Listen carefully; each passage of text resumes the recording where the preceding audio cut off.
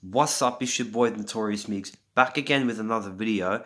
And before we get into the video, this is going to be uploaded on both my channels, so Notorious Migs and AFTV AU, just to let you guys know. Now today, what we're going to be doing is we're going to predict, or I'm going to predict, the top 6 in the Premier League. How that's going to play out, who wins the league, Champions League, Europa League, etc. And yeah, I'll probably get some hate for some of it. You guys can leave your comments. But anyway, let's get into it. Now, we're going to go from bottom to top. So start from, we're going to 6, 5, 4, 3, 2, and there's my other hand, 1. Okay, now starting off in 6th place, I've got, it's kind of hard. There's 2 teams who I'm not really sure about. But I think I'm going to go Manchester United here. And here's the reason. They've got way too much quality to be in 6th, I think, in terms of their players. But they don't have... I just don't think Mourinho is a good enough manager anymore to get him much beyond that point. And I feel like his play style wastes all the quality they have. Like, when you think of their quality players, their top players, there's, I'd say, about 4 or 5 that come to mind. There's Alexis Sanchez, there's Paul Pogba, there's Lukaku, even though I don't really think he's that much of a world class, but he's one of their better players. Juan Mata, and David De Gea. Now, I didn't mention the likes of Rashford, Martial, obviously, because Mourinho doesn't like to play his youngsters. But anyway, here's the thing. 4 of those 5, Sanchez, Mata, Lukaku, Pogba. To get the best out of them, you need to have an attacking style of football. So, say the style of like an Arsenal or a Manchester City or a Liverpool. You know, that type where you play that free-flowing 1-2 night possession passing type of attacking football. You know, that's the kind of, you know, or even on the counter, but that's the type of players that work with that system. You know, tricky players, creative, can score goals, etc., etc. But Mourinho don't play that type of football. You might get the odd counter or the odd little spark, but they're mainly, they sit, get all of their players behind the ball, and try to defend. And here's the thing, they don't have the same quality in their back 4 that they do in the attack. Matic is decent, I guess. He's pretty good. I wouldn't have minded him at Arsenal. I still wouldn't mind him.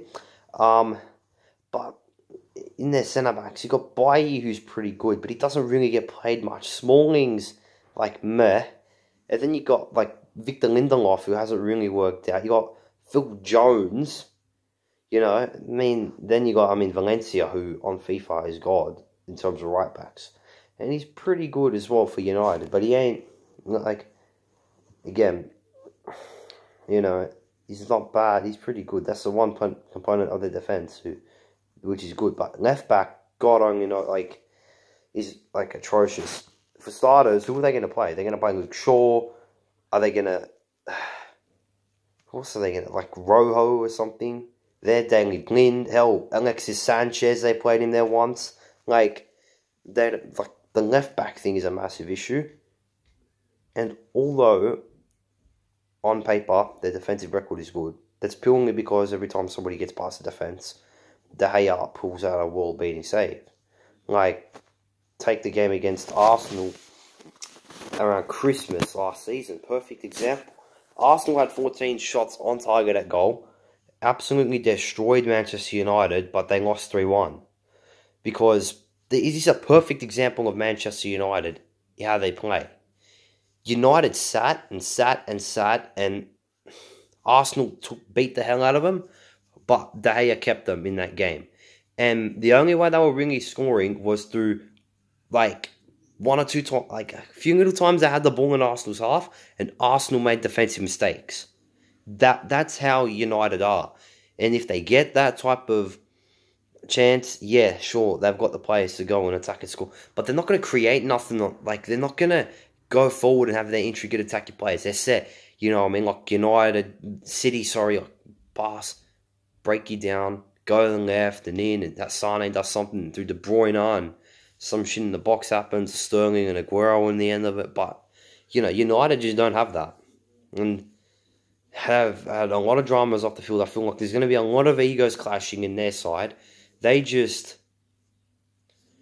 don't think they're going to do much better. They're not really going to be much of a threat Champions League wise. Making the Champions League is the most that they'll get. The most, like fourth maybe, but yeah, I think amongst all the other top six, I got them as sixth. Next, I got Chelsea. Here's the thing. Chelsea might be a surprise package for the Prem.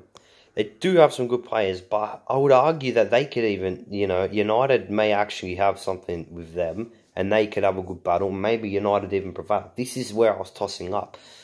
They don't have, I really think they got the weakest squad in the top six, personally.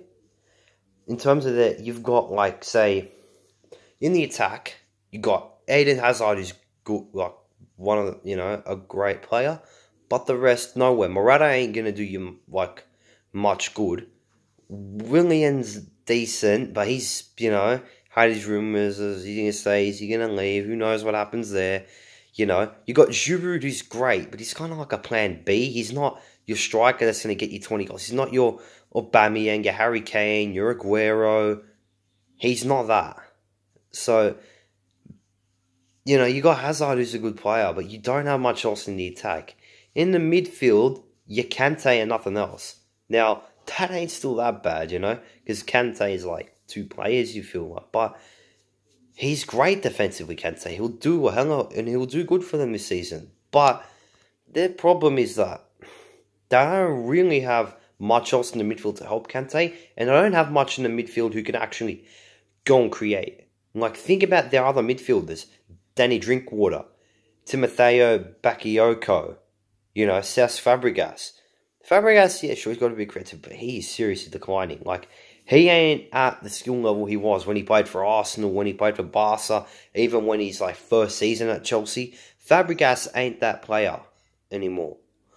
And, you know what? They've got Loftus-Cheek, but I just don't see him getting much of a chance. If he does get a chance at Chelsea, he could seriously be a massive factor. Him and Kante in that midfield, that could be a really good midfield. But I just don't see Loftus-Cheek getting a look in. I'm just not sure. I don't know if Sarri will give him a chance or not, but that is the only way they salvage a midfield. If not, they're kind of stuffed. Defensively, I don't really know the situation that well. There's David Luiz thing, which is a bit like, God only knows with him. You know, and the rest of their defense is like, meh. So then you got like Courtois in goal, who's great again. He's kind of like a Man United all over again in terms of that. But just Chelsea seem nowhere, really. I just don't think that they're going to have much to go with. Although they could be a surprise package. They just don't seem that team who's going to come and really win the league or challenge City or something like that. They just don't have that aura around them anymore. I just don't think they've got it. And while Conte came and surprised with them after they came 10th, and, you know, people didn't see Conte the way they see him now. You know, he only had that one season's worth of rep to him. Conte had a pedigree when he came to Chelsea. Sarri doesn't have that same pedigree. And I don't think he's experienced enough to go that far. So, yeah, for me, Chelsea are going to be with United in that 5th, 6th bracket. And I've just, you know what, I mean, I'm just giving Chelsea the benefit of the doubt because I feel like they have a little bit more stability as a club, and they can make use of their play, the ones that they do have. They may be alright. And Sarri, I'm just banking on Sarri being a slight surprise package. In 4th place, I've got Tottenham Hotspur. Now, here's the thing. Most people, I think that Tottenham are going to get heavily written off this season by most critics. 5th, 6th, that type of thing. And we all know why. Stadium. Now, I've got the same reasoning in mind here for why I don't have Tottenham in the top 3.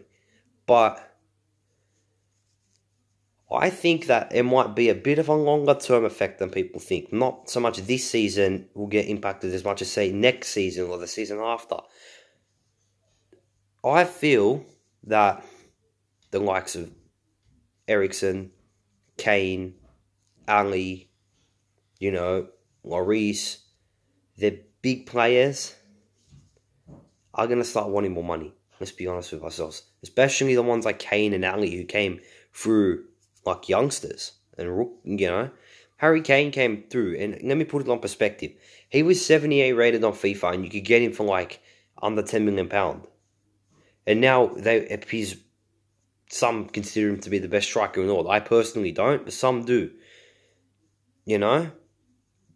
That's where the whole thing with him is like. But Tottenham haven't always been the richest club. And with their stadium, they're not going to be able to upgrade their player contracts. And they haven't been able to win any trophies, recently. They haven't won anything, And given that there's teams around them improving a lot more than they are, they're not going to be able to jump ahead or win the Prem. You know what I mean? The FA Cup even might be a tiny little bit of stretch. They're not going to win the Champions League. Even if they drop down to the Europa, they're going to have a tough time there. Just Tottenham ain't got no silverware in them this season. They ain't got the cash. So this season going to be one where they might just grind out the Champions League playoff. But next season after that, they're gone. Tottenham 4th. 3rd place, Arsenal. Now, people are going to think, yeah, you're an Arsenal fan. That's why you got them above Tottenham and United and Chelsea and all the rest of it. But hang on. Here's a trend with United, Chelsea and Tottenham that we've noticed. Signings, no one. United haven't signed no one.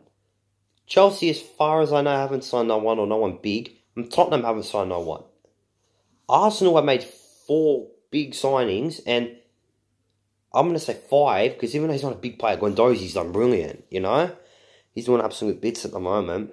We've got Leno in who fixes the goalkeeping problem. We've got Socrates who hopefully might help fix the centre-back thing. I don't know if he is yet because he hasn't been 10 out of 10 and our defence is still a little shaky. We've got Lichtsteiner who will give Bellerin competition for that right-back position and you know what I mean? If Bellerin don't show up and don't play well.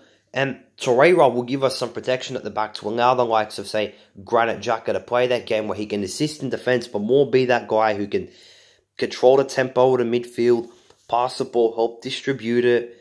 You know what I mean? That type of guy. That's what Xhaka is. And when he does get that part of his game going as it needs to be and add a little bit of defensive physicality there as well, he could be a top midfielder, Xhaka. He has got it in him. So I think that they're sorted. I think Guendouzi as well could push Xhaka for a spot in that midfield.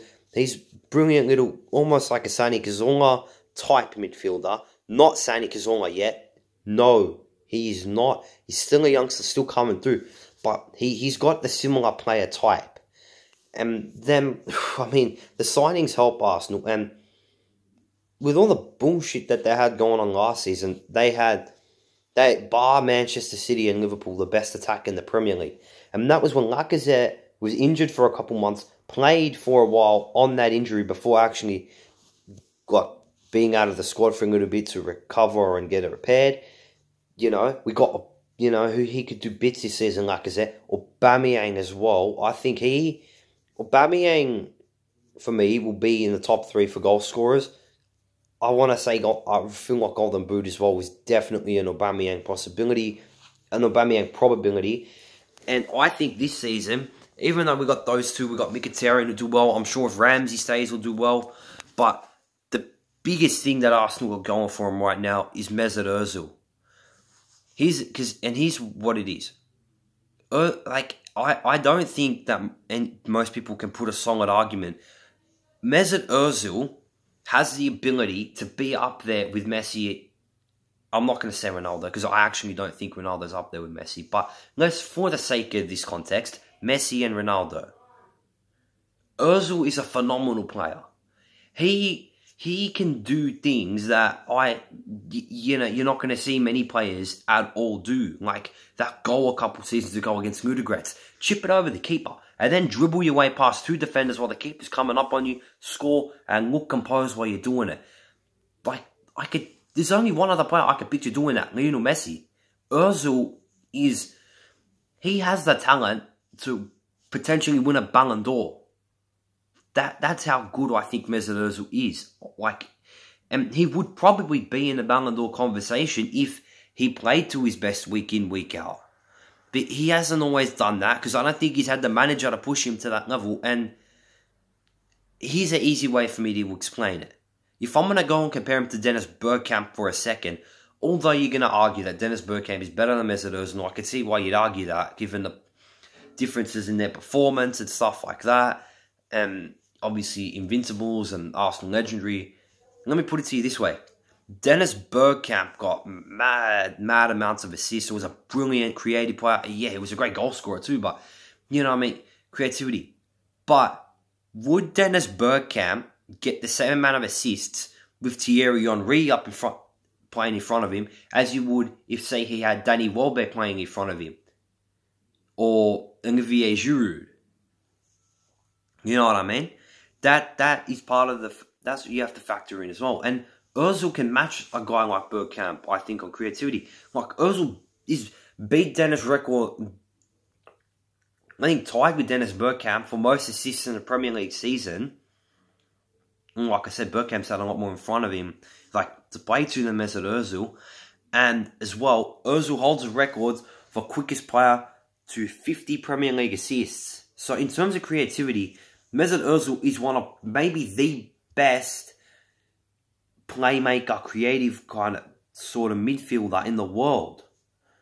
That's how good Ozil is. And I think that this season, you're definitely getting a chance to see that, because while 2014, 15, 16, all those few seasons that he's been at Arsenal, he's coming up the status of World Cup winner, probably best German player, you know what I mean? That's the type of way people would have thought of Mesut Ozil. And, you know, he felt like, you know, a bit on the beach, like that. Now, Mesut Ozil's got a bit more of an edge, something to prove. He's got less years left on his career. He's like 29 now. He's coming off a World Cup where his nation got eliminated in the group stage. There was a racism thing where technically he's born in Turkey. Oh, he's an immigrant. He ain't German. See ya. You know, and the fact that he has had a lot of criticism and hate from the fans, yet he's the highest paid player. He's got something to prove. He's got a lot more around the work. You've got Lacazette in front of you. You've got Aubameyang in front of you. And you've got Torreira behind you to take the weight off your shoulders, or things that people want to put on you for not putting in a defensive shift, say. I'm sorry, that ain't Ozil's position. He's a number 10. He's an attacking mid. He ain't a freaking defensive mid. There's a difference in the two, by the way. And he's, well, he's going to have a manager who's going to be demanding more from him and pushing him more, namely Unai Emery. It's not going to be the same as playing under Arsene Wenger. So I think we're going to see Mesut Ozil really, really show what he's made out of, and he'd probably show that he's the best player in the Premier League. You know, or at least in the top 3.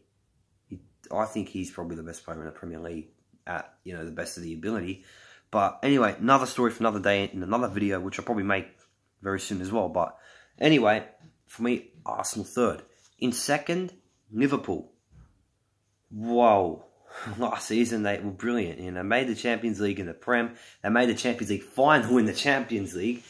And yeah, may have even had a shot at winning it if Sergio Ramos hadn't pulled Mo Salah's arm out of its socket, and Karius actually brought a pair of hands that were stronger than a feather.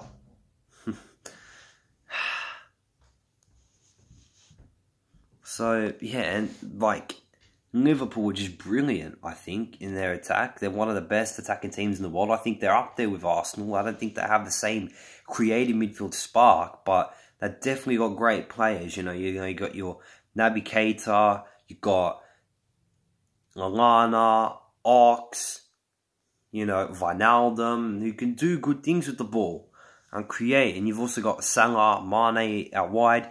You can have them running up, getting in behind with Firmino sitting a bit deeper and feeding them. Firmino also coming in. They got a really great attack, pacey, dynamic. That they are seriously threatening on the front, and defensively as well. they haven't been great, but they're getting stronger now. I mean, Van Dijk in January, brilliant signing. Alisson gives them a reliable keeper. Fabinho gives their back line, which is a bit not iffy at times, a bit of protection to take a bit of pressure off them. You know, that Liverpool back, that could really, I think Liverpool are a solid second place. They, teams even like Arsenal, they still, Liverpool have just got that one up on pretty much everyone in the Premier League, bar the team I'm about to say, the team that I think anyone would say, and that's Man City. Because they haven't made the same amount of improvements as, say, Arsenal and Liverpool have. But they're that far ahead that they don't really need to. And they still have made improvements, you know. Like, Riyad Mahrez is a pretty good signing, you know. Gives you more backup out wide. Gives you maybe an option to play in David Silva's role, whether it's actually him or that goes to Bernardo Silva. But, you know, a bit more depth would be a good thing for Manchester United. And Manchester City, sorry, stuff United, I fucking hate them. But anyway, yes, that's it. Like, City have a team to really be proud of, and I think that they're the one team who can one-up Liverpool in the Prem, and they're still, I think, got the one-up on everybody. City are just still, maybe not miles ahead like they were last season, but they're still a fair way ahead, and you still got a fair bit of catching up to do, you know? Still, Liverpool, a little bit iffy in that little defensive area. Arsenal, the same, maybe need a bit more width. You could say Tottenham need this, but, you know, City are just, like, you could say that about every other team, like I've made the criticisms. But with Man City, it's very, very hard to criticise them, because they look, you know, at the very least, fairly competent and reliable in every department of the pitch. And if they're not that, they're better. You know what I mean? You got you know, maybe not the world-beating defence with Sergio Ramos and Jerome Boateng and Varane and Chiellini, but Otamendi's done a great job. You know, you've got, you know, Kompany who could play next to him. You got John Stones who could play next to him, and it does its job. It's reliable. You know, Mendy, good left back, young, coming through when he's not there. Fabian Delph, I know that doesn't make you jump out of his seat, but he could do a job. Kyle Walker, brilliant right back. Edison in goal. City, that's very reliable at the back. Going forward, Jesus.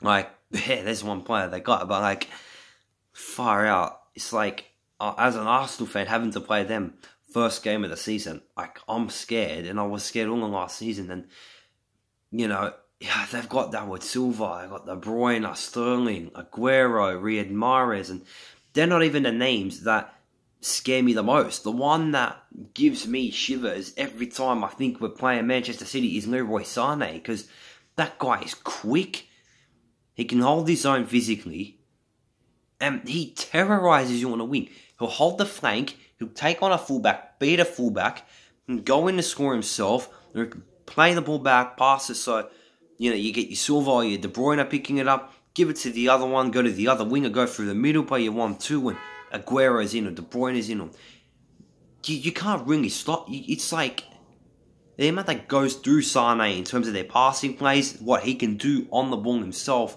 it's scary. And I don't think Arsenal, along with anybody else, are going to be good enough to really stop Man City in that regard. They're just above everyone else, and this season I think they got another league title in them. They'll probably, hopefully, compete for the FA Cup and the, I don't know what it's going to be called, the EFL, what is it, the Carling Cup, the Carabao Cup last season, and maybe they're a shot in the Champions League as well, you know. But City, Jesus, their team, you know, I think all 6 teams are pretty good, but, you know, I've laid it out what I think. Well, that's going to be it for this video. I'm going to do another video where I talk about Arsenal a bit more, and in particular Mesut Ozil. That'll be exclusive to AFTVAU. Thank you for watching. Be sure to like the video, comment, subscribe, tap the bell to join a notification squad for both channels, for Notorious Migs, for AFTVAU. And yep, I'll be catching you sometime soon.